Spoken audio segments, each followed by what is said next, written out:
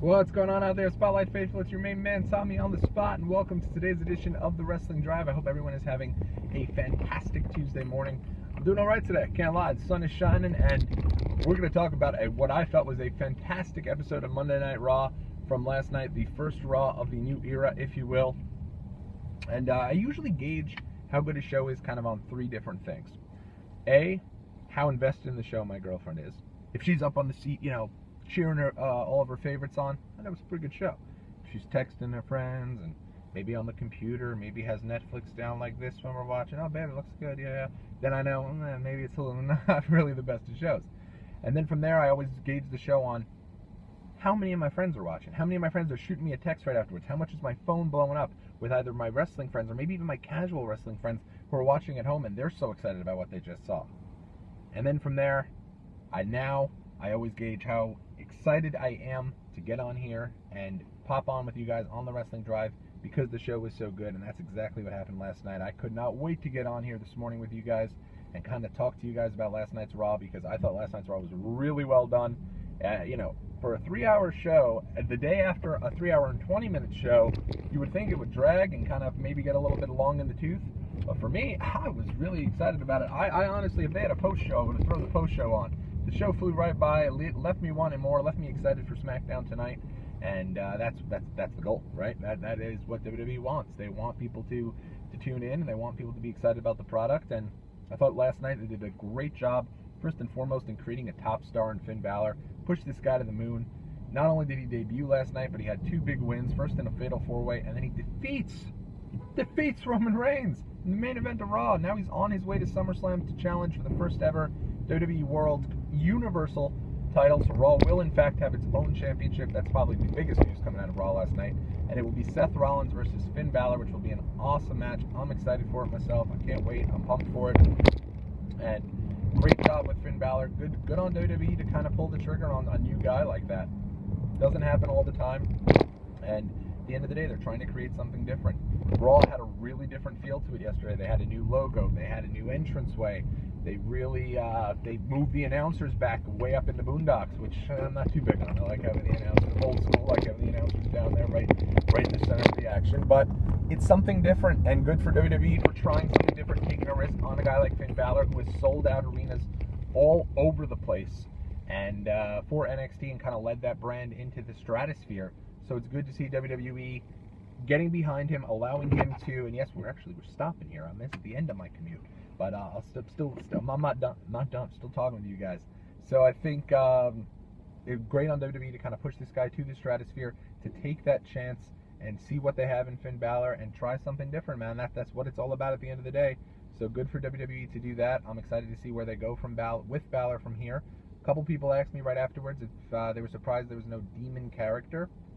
Well, at the end of the day, remember, it was not always about the demon. It was not always, Finn Balor was not the demon all the time in NXT. It was something that came up over time, and I think that will be exactly what happens here. Maybe he'll make his way to Brooklyn for SummerSlam, for the big matches, kind of like he did for the TakeOver specials. Or maybe he'll just be the cool guy, pop collar, leather jacket wearing Finn Balor for a while, and then over time, they'll kind of transition into that demon. Maybe he loses a couple matches over time, and then he kind of needs to go and find the inner demon. Maybe that's what they'll do, but I don't think we've seen the last of the demon. I think, let's just be a little patient here. He'll be back in that demon character before we know it, but great start for Finn Balor yesterday on Raw. Next biggest story on Raw, we did a title change. New women's champion Sasha Banks, out of nowhere, defeats Charlotte, who had that title for a very long time. Almost, I believe it might have been over a year or close to it. So good for Charlotte.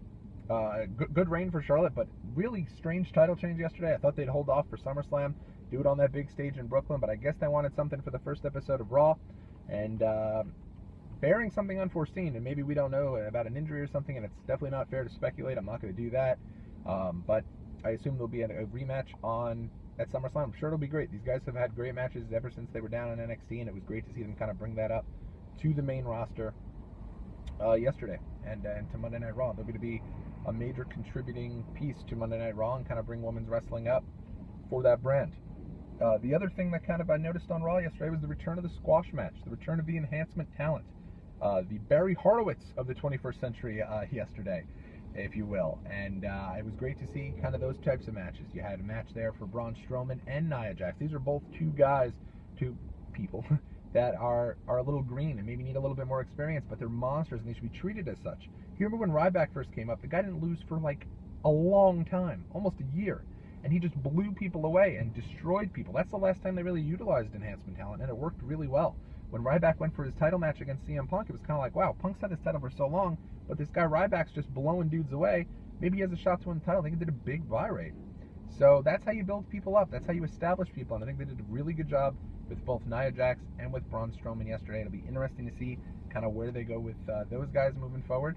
And it was a fun show of Raw. Also cool to see my guys Shinedown. Want to throw them a little shout out there. My boys in Shinedown for the new Raw theme. Raw was definitely in need of an upgrade on the theme, and it was cool to see Shinedown get the new Raw theme there. And definitely a little bit more rocking and kind of that WWE rock, if you will.